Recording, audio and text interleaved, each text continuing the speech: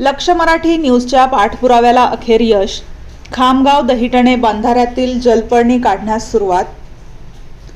पुणे. दौंड प्रतिनिधी संतोष नागवडे. दौंड तालुक्यातील खामगाव दहिटणे गावांना जोडणाऱ्या बंधाऱ्यात साचलेली जलपर्णी व ढापे हटवण्याचे काम अखेर सुरू करण्यात आले आहे. या कामासाठी लक्ष मराठी न्यूजने सातत्याने पाठपुरावा केल्यानंतर प्रशासनाने तातडीने दखल घेत कारवाई सुरू केली.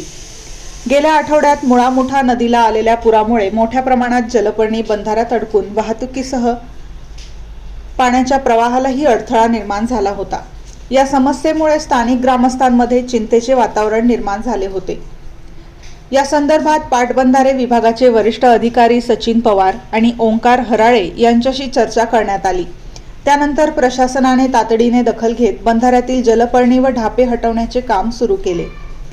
या कारवाईमुळे खामगाव दहिटणे परिसरातील ग्रामस्थांनी समाधान व्यक्त करत लक्ष मराठी न्यूज आणि संबंधित प्रशासनाचे आभार मानले आहेत. तसेच भविष्यातही अशा समस्यांवर वेळेत उपाययोजना करण्याची अपेक्षा नागरिकांनी व्यक्त केली आहे.